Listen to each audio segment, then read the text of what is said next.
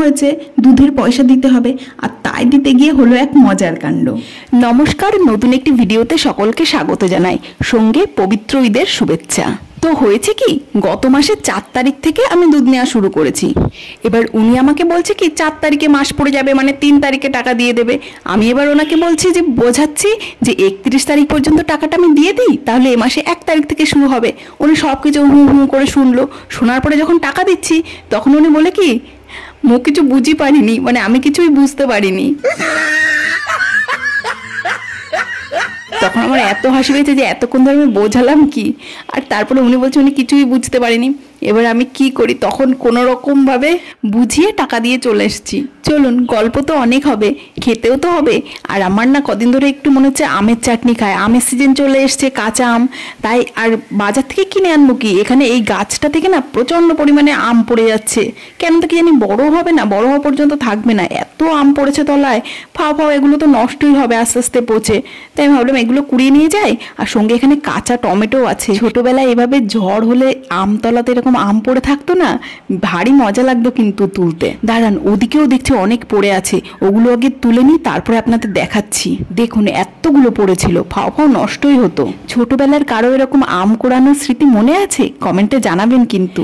যখন আমি ছোট ছিলাম বাড়িতে একটা আম গাছ ছিল, মানে অনেকগুলোই ছিল, কিন্তু একটা গাছের আম খুব মিষ্টি। তো সেই গাছের তলায় না একটা টিনের ঘর ছিল। এবার আম পড়লেই ঢপ ঢপ করে আওয়াজ হতো। আর আমরা তো অনেক ভাই বোন ছিলাম, তো কে আগে গিয়ে সে আমটা নেবে। সত্যি সেসব দিন মনে পড়লে। এখানে দেখতে শাক হয়েছে ভালোই, পরে তুলবো কোনো এক সময়। আর এই গাছটায় একটা পেঁপে প্রায় পেকে গেছে, হাফ পাকা হাফ কাঁচা। এটা যদি রেখে দিই তাহলে পাখি কিংবা হনুমান এসে খেয়ে নেবে আজকে, তাই তুলে নিলাম। আর কটা কারি পাতাও নেব, একটু না আমার চিড়ের পোলাও খেতে ইচ্ছা করছে, তার জন্য কারি পাতা প্রয়োজন। গাছটা কিন্তু ভালোই বড়, কিন্তু ওই দিকটা ঝুঁকে আছে, ওই দিক থেকে নেওয়া যাবে না, তাই কাছের থেকেই একটা পাতায় নিলাম, এটাতেই হয়ে যাবে আমার। চলুন একটু উচ্ছে গাছটাতে দেখি একটা দুটো উচ্ছে পাওয়া যায় নাকি। ছোট ছোট আছে, এখনো সেইভাবে বড় হয়নি। একটা পেলাম, কিন্তু এগুলো বাকিগুলো ছোট, থাক পরে তুলবো আবার। দাঁড়ান, লেবু গাছটা আপনাদের দেখায়। এত ছোট ছোট লেবু হয়েছে, পুরো গাছটাই ভরে গেছে। যদি এগুলো পড়ে না যায়, মানে পুরোটা গাছে থাকে, তাহলে আর লেবুর অভাব হবে না। এত লেবু হয়েছে ছোট্ট ছোট্ট। দেখি একটাও বড় লেবু পাই নাকি। এখনো হয়নি বড়, সবই ছোট ছোট আছে। যখন প্রচন্ড গরম পড়ে প্রতি বছর মানে লেবু জল খাওয়া হয় তো, আর তখন লেবুর এত দাম হয়, সে মানে সোনার মতন দাম হয়ে যায়। একটা একটা লেবু কি দাম নেয়। তো ভালোই হয়েছে, এবার আর অত লেবু কেনার চিন্তা নেই। চলুন যাই দেখি, এবার রান্নাঘরেও কাজ আছে, ওর বাবা আবার বেরোবে, খাবার বানাবো। এখানে মানি প্লান্টের এই পাতাগুলো কি বড় বড় হয়েছে দেখেছেন। ইচ্ছা আছে পরে এখান থেকে একটা ছোট ডাল কেটে নিয়ে ঘরের ভিতর কিছু একটাতে ছোট টপে একটু লাগিয়ে দেব। সবসময় যেটা ভাবা হয় সেটা কিন্তু হয় না, পরিস্থিতি বুঝে পরিকল্পনাটা পরিবর্তন করতে হয়। এই যেমন দেখুন, আমি বাদাম আর কারি পাতাটা ভেজেছি চিড়ের পোলাও করব বলে, কিন্তু বাবার আজকে তাড়াতাড়ি যেতে হবে, মিটিং আছে, তাই জন্য ভাবলাম মুড়ি মেখে দিই, চিড়ের পোলাও পরে হবে। এই যে মহারাজ ঘুম থেকে উঠে কেমন করে তাকিয়ে আছে দেখুন।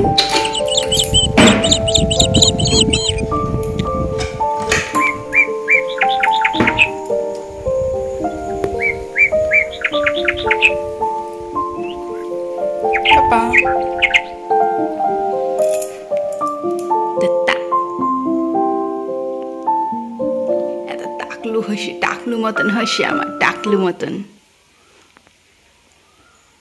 চুল কাটা হয়েছে গতকাল, কি জ্বালাতন তাই নিয়ে। দাঁড়ান দেখাচ্ছি। এই দেখো এই দেখো ওটাতে কি হচ্ছে তাই দেখবে।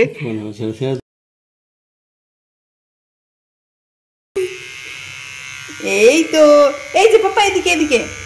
আজ বহুদিন পর ভগবানের দর্শন পাওয়া গেছে, মানে এসি লাগানো লোক এতদিন বলে বলে বলে বলে তবে এসেছে। ওনাদের দর্শন পাওয়া সত্যি এখন ভগবানের দর্শন পাওয়ারই মতন। আসলে গরমকালে ওনাদের এত কাজ, এত ডিম্যান্ড, যে প্রতিদিনই যখন বলা হয় তখনই বলে কাল যাব কাল যাব, এই করে করে আর আসেই না। আর এত গরম পড়ছে, দিনের বেলা ছেলেটাও কষ্টও পাচ্ছে। যাক ভালোই হলো। আর তাই জন্য ওনাদের একটু মাথা ঠান্ডা করার ব্যবস্থা করছি। আসলে কি বলুন তো, মানুষ অভ্যাসের দাস। যখন বিয়ের আগে কোনোদিনও এসিতে থাকিনি, কোনো অভ্যাসও ছিল না, কিছুই হয়নি, যত গরমই সহ্য করে নিয়েছি। কিন্তু এখন এই যে ঘরে আছে, অথচ চালাতে পারছি না, প্রচণ্ড গরম পড়ছে, তখন মাথাটা এমনিই গরম হয়ে যায়, আর সেই সব রাগ চলে যায় ওর বাবার উপর। আর তাই জন্য ওর বাবা যেখান থেকেই পারুক আজকে মিস্ত্রি নিয়ে চলে এসেছে। ছোটবেলায় স্কুলে যাওয়ার সময় কে কে রাস্তায় দাঁড়িয়ে এইভাবে লোকেদের কাজ দেখতেন বলুন তো? দেখবেন? দাঁড়ান দেখাচ্ছি। একজন দেখছে, শিখছে কাজ। আমি ছেলেকে নিয়ে ওদিকে ছিলাম, আমি দেখতে পাইনি, আর এগুলোর বাবা তোলেও নি। আর এই যে ড্রিল করেছে, আর এই যে কি অবস্থা হচ্ছে, আমি কি করে পরিষ্কার করব। তারা নিয়ে গেল 4,500 টাকা, এবার আমাকে দেওয়ার দরকার 5,000 টাকা।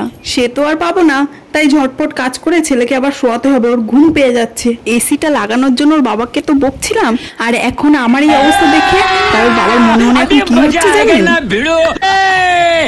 बेलीची नागिन निघाली मुन्ना डोळा लागला बेलीची नागिन निघाली मुन्ना बेलीची नागिन निघाली मुन्ना डोळा लागला बेलीची नागिन निघाली मुन्ना डोळा लागला बेलीची नागिन डोळा लागला। ড্রিলে যে এত ধুলো হয়েছে আর এত গুঁড়ো গুঁড়ো পড়েছে, মানে ওই সিমেন্টের গুঁড়ো, ইটের গুঁড়ো, তা ওগুলো আগে ফেলে দিতে হবে, তারপরে 2-3 বার করে ঝাড় দিয়ে আবার 2 বার করে মুছতে হবে, তবে গিয়ে যাবে। ওর বাবা আবার অফিস যাবে, তাই জন্য এই একটা ঘর করে নিয়ে বাবুকে এখন ঘুম পড়াবো। যদি ঘুম পড়াতে পারি তাহলে বাইরের জায়গাগুলো করব। ওকে রাখার জন্য আগে একটা ঘর তো পরিষ্কার করি। এখনো আমাদের দুপুরে খাওয়া হয়নি, অনেক বেজে গেছে। তবুও একটা বড় কাজ হয়ে গেল, একটা ঝামেলা মিটলো। এই ট্রান্সফার করলে এইসবই হচ্ছে সমস্যা। জিনিসপত্র তো নিয়ে গেলাম ঠিক আছে, কিন্তু এই এসি, আরও গিজার, এগুলোই হচ্ছে সমস্যা। সবকিছু খুলতে গেলেও মিস্ত্রি লাগবে, আবার লাগাতে গেলেও লাগবে। ওর বাবা চলে গেল, বাইরেটার এই যে অবস্থা, ওই একটা ঘর পরিষ্কার করেই তো আমার পুরো ঘাম বেরিয়ে গেছে। এখন বাবুকে দেখি ঘুম পাড়ানোর চেষ্টা করব, যদি ঘুমাই তাহলে তো ভালো। আর আমি একটু খেয়েও নেব, খাওয়া হয়নি এখনো। বাবুকে ঘুম পাড়াতে পারলে তাহলে বাইরেরটা করতে পারবো। দেখি কি করছে ও। বাবা কি করছো? ঘুমাবে একটু? এতক্ষণ তো এত ঘুম পাচ্ছিল, আর এখন ঘুমই পাচ্ছে না, খেলা পাচ্ছে নাকি? হ্যাঁ ঘুমাও, বিকালে ঘুরতে নিয়ে যাবো। মিউজিক।